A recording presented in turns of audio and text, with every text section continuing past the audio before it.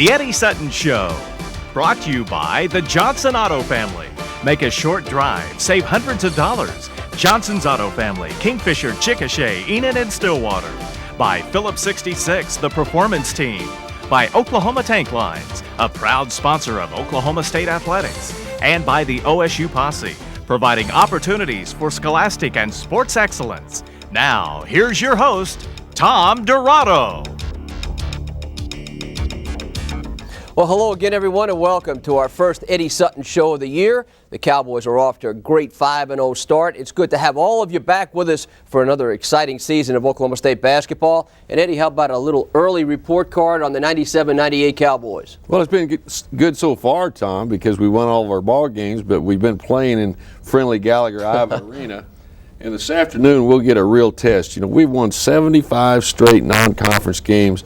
The Cowboys haven't been beaten at home against a non-conference opponent since, I guess, in '87. So it's been a long time, but we'll get tested by the Huskies. They've got a young man by the name of McCullough. They call him Mountain McCullough. And he'll remind you so much of Bryant Reeves. And then they've got another 7-1 guy. So it's going to be a different kind of ball club than we faced. And then next week, we'll have another severe test when we play Arizona State down in Oklahoma City. But I like this basketball team. I think they are maturing. I think they're starting to grasp what we want them to do. It's a young basketball team. We only have 2 seniors and 1 junior, and the rest of them all underclassmen. And right now, you'd have to say a lot of those sophomores are really leading the way. Atkins, Mason, Gottlieb. Not that Peterson and Brett Robish, some of the older guys aren't doing well. But those sophomores are playing super. You mentioned Gottlieb. He's one of the newcomers who's already made an impact on this ball club. Well, the last 2 games he's had 22 assists and turned the ball over only 5 times. He's really a floor leader. I think he's really the first point guard that we've had here since Sean Sutton played the point for us. We've had Brooks Thompson and some other guys that certainly were good point guards, but that wasn't their natural position. And Doug is that. He can run a ball club, a marvelous passer, and he's done an excellent job so far. Well, as we made mention, the Cowboys are building early season momentum. We're going to catch you up on all the highlights when we return to the Eddie Sutton Show. Well, thank you very much, and indeed, welcome back to the Eddie Sutton Show. Eddie, you mentioned the Cowboys now have run that non-conference opponent winning streak at home to 75 in a row. That's quite a number. It continues to get tougher, it seems like, every time we play. We've had some scares along the way, but not in this ball game. We opened the season with the University of Texas Pan American, and we don't score 100 points very often, but we defeated this ball club 103-71. And there's Desmond Mason, and he got his season off to a big start, and he's made some spectacular dunks, as that one was thus far. I think in this game we got a quick preview of the nice rapport that Gottlieb and Mason have developed here. Well, Doug certainly can distribute the ball, and he likes to go to Desmond because he can make spectacular plays, and the crowd enjoys it, and I guess everyone does except the opponent. But the 2 players that probably have improved the most from last year would be Joe Atkins and Desmond Mason, 2 guys we thought would play kind of like this last year. And there's another dunk, great feed by Estelle Laster. But over the summer, they've improved their game on the court, and I think they're a lot more mature off the floor as well. You mentioned Laster, Scott Robish, Brian Montanati, 3 guys who over the year are going to have to develop and put in some quality playing time for this club to go where it wants to go. There's a good pass by Doug Gottlieb to Desmond Mason. He can really go up and catch the basketball, and as I said, Doug's a very good passer. I think the key to this basketball team, how far we go and how many games we win, will be dependent on can we stay healthy. You know, last year we had so many injuries, and if Montanati, Scott Robish, those guys that are front liners can step up and give us some added depth on the front line, because I think we have good depth in the backcourt. We go to game number 2 right here, I believe, and the Cowboys staying at home. And this schedule, again, developed with one thought in mind, to let this young club develop chemistry and confidence before heading out on the road. Well, when we put this schedule together, that's what our intent was, to let these guys play at home and the friendly confines of Gallagher-Iba and let them gain some confidence. And I really believe in each game we've played thus far, they've done that. Great steal by Joe Atkins. Easy, Joe. No, that was Pete, I guess. Well, there wasn't Joe. I'm not sure. It's a situation where you've got, it seems to be, more athleticism this year at most of the starting spots, and you've used that on the defensive end as well. Our defense has got to improve, but we have been able to force some turnovers and convert those into easy baskets at the other end.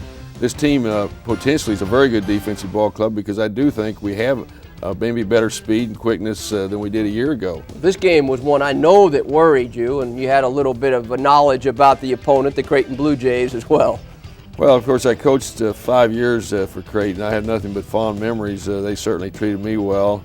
And Dana Altman, the coach for the Blue Jays, is a coach that I have great respect for, and he's done an outstanding job building the Creighton program back to where it once was. And I really did have great respect for this ball club, and they did play very well, and there's a great steal. That's what you call playing the passing lane, and ran right through the ball. So, but anyway, Creighton, we ended up winning a ball game 86-70, but it was a much closer game than that. You were tested, no doubt, and Southern Utah was in next as the Cowboys continued this homestand, and you could see as the Cowboys really got into this game early. This is one of the best starts I guess you've had. Yes, it was. I mean, we got out on them early, made some great defensive plays. There's one right there. It's Joe Atkins. He leads the team in steals. And the one thing about this ball club, everybody I talk to, they like this team because they play with a lot of enthusiasm. They dive on the floor. They take charges. There's another. Now he said, you said that. You thought that was a shot, but that was a pass. Okay, now if you tell me it was a pass, I'll believe it. Now, if Gottlieb tells me it was a pass, we may have to have an argument here. But if after seeing all the replays, you say it's a pass, then I'll tip my hat. There's another guy that's got to step up, Alex Weber, because last year he was really coming on and playing very well, and then he had the back injury and had surgery over the summer, and I think he's physically healed up, but he's missed a lot of time last year, and he's just not quite as refined as a player as he needs to be. But it isn't for lack of work because Alex is a hard worker. As we see the next game coming up here against North Texas, what you have seen the last couple of clips, though, and this is my own personal belief, I think we have better interior passing this year than we have had maybe since your first couple of teams that you brought into Stillwater. Well, I would agree with that. We haven't turned the ball over. Boy, there's a great follow shot by Desmond Mason, that guy. You like those? You like seeing these? I think the fans like it more than even the coaching staff. He is like a highlight film of Desmond Mason. We'll have one of those on the show before it's all said and done. Now watch this one. He can do it on both ends of the court here. Marvelous block. He got up there. He can definitely get up off his feet. But there's a good steal with Alex Weber. Now watch him seal his man off with the elbow. You don't see too many 6'8" guys dribble the length of the floor and lay it up. He's probably he didn't pay me too much to put that one on there. One thing we're doing maybe a little different than we have the last couple of years. I think we're running more. I think we've got Doug Gottlieb who can really dish the ball off, and Joe Atkins can do the same. And if our guys on the outside will run, well, they're going to get some easy shots. And we're scoring more points, and I think we're averaging the high 80s right now. So I think that's another reason the fans have really kind of adopted this ball club. Well, there's a guy who, game in and game out, is the heart and soul of this ball club. Now, he may not be scoring as well as he wants to at this point. What a pass there. But Pete gets the other things done for you in crunch time. Well, Adrian Peterson is one of our leaders. As I mentioned, we don't have very many upperclassmen, and Pete's been to war. He started for us. And there's my youngest son, or Patsy and I's youngest son, Scott. This wasn't any fun. Boy, this was a great basketball game. If you were neutral, this was a great game. Both teams played with high intensity. There's a wonderful steal by Desmond Mason. It was hard fought, it was clean, no trash talking, and we had to really play well in the last 7 or 8 minutes to pull this game off. Well, it did come down to that last 8 minutes, and it came down to defense. Defense got it done. If any more buckets are scored by Oral Roberts, then we got problems. This is a very nice move by Estelle Astor. Look at Estelle. Barry Henson took over for Bill Self, who went to the University of Tulsa, and Barry and his staff have really done an outstanding job with the Golden Eagles, and I would think they will win a lot of ball games this winter if they play like they did against us. They've been to 2 of the toughest places. They lost the games. We beat them 7, but it was a lot closer game than that, and University of Arkansas beat them 6. If you can play the Razorbacks in Walton and the Cowboys in Gallagher, Iowa that tough, you got a good basketball team. Well, Brett and Mason really kept us afloat till everybody could catch up. That was a nice drive by Joe Atkins. Joe had a tough first 20 minutes, but in the second half he made some big plays that allowed us to win. This is a big shot right here. We're playing catch up, and I think in the last 8 minutes we only gave 5 points up to ORU, and it was our defense that really picked up. Every time we would make a run at them, they'd jump up and hit a three-pointer. The outstanding shooting ball club from the perimeter. They were 11 out of 20 from beyond the arc. Nice defensive play by Brett Robish. Here comes Doug Gottlieb. Good pass. Blew the shot, but Desmond Mason followed it up. And Desmond, you always got to assume every shot's going to be missed, even a layup, and sometimes players don't follow up, and Desmond very alertly did, and it allowed him to score 2 points. Joe Atkins with a steal and a length of the forward dribble, and this shot right here now, that's what I'm talking about. Boy, we'd get a run going, and all of a sudden one of those players on their ball club would jump up and shoot a tray. Great hustle play by Peterson. This is when we go ahead. For the first time since the early part of the game. See, there's great enthusiasm. I tell you one thing I like about this ball club, they're really together. I mean, they're a family, and there's no selfishness, and I think that's one of the things that will allow us to really improve, and hopefully by the time we get to conference play, we'll be competitive. That's a shot that didn't get there from Gill and really took him out of it for the final time. Cowboys are going to see a couple of final baskets, a last one, a slam, and what a ball game. You know, the Cowboys win it, as we said, 73-66, 5-0, but this was a tough game for you and Patsy. Just be honest with it. It had to be very difficult. I think it was tough for everyone in the Sutton family. Of course, Patsy wanted us to win, but she wanted ORU to play well, and they did. I mean, that ball club could walk out of Gallagher Iowa after the game and hold their heads up high because, boy, they gave us everything we wanted. And I don't like playing former assistant coaches, and we tried to stay away from that except when we got in the NCAA tournament. But I don't like it at all playing family. I look down there on that bench, and there's Scott, and he's really an outstanding young coach, and Barry Henson, they're sitting down there, and God, we got to win, but they're going to feel bad after the game. In fact, Patsy talked about not even going to the game. I mean, she's an OSU alum, and like I said, she realizes that they pay my paycheck, and she wanted us to win. But, boy, there was a lot of emotion on her part and on my part as well. Well, the Cowboys, as we said, off to a 5-0 start. And after 38 years, this next fella is about ready to step aside, get off the bench, get off the sidelines, start enjoying the good life. And we'll explain when the Eddie Sutton Show returns in a moment. Dr. Don Cooper, a dear friend of yours, has been Oklahoma State's team physician since 1960.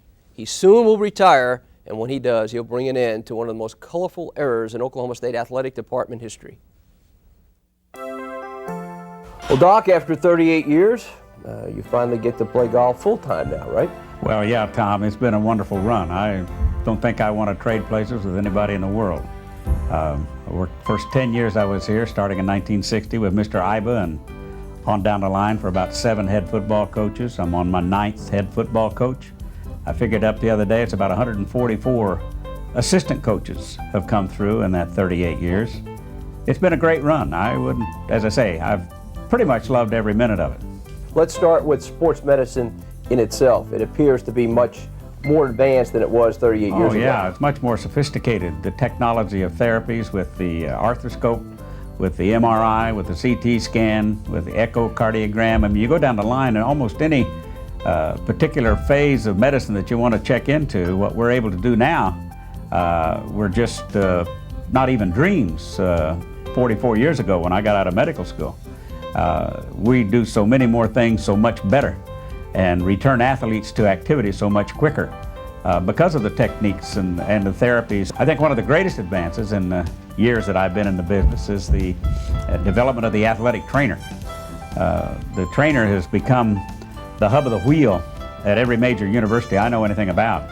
And now moving into the high school scene, the trainers are taking over and doing a marvelous job of protecting the safety of the athletes. But athletics today is, from that standpoint, I think safer than it's ever been, but you got to realize the kids are bigger, faster, stronger, weight programs, the ability to hypertrophy muscle, the ability to do all of the plyometrics and the various other techniques has increased the quality of the athlete. The criticism comes from corners saying all this technology, all this advanced sports medicine has made today's athlete softer mentally than the ones, say, 40 years ago. Well, I don't know whether I'll buy that or not. I would have to say that the athlete today is probably just as bright and just as tough, especially in football and wrestling and what I call contact sports, and to a degree basketball's turned into a contact sport in the paint. I would say that the athletes are probably just as tough mentally and certainly bigger and stronger and faster physically than they've ever been. Let's talk about the great coaches that you have been around during your tenure in this particular job, and perhaps that stands you aside from many of your peers because you have worked with some of the greats.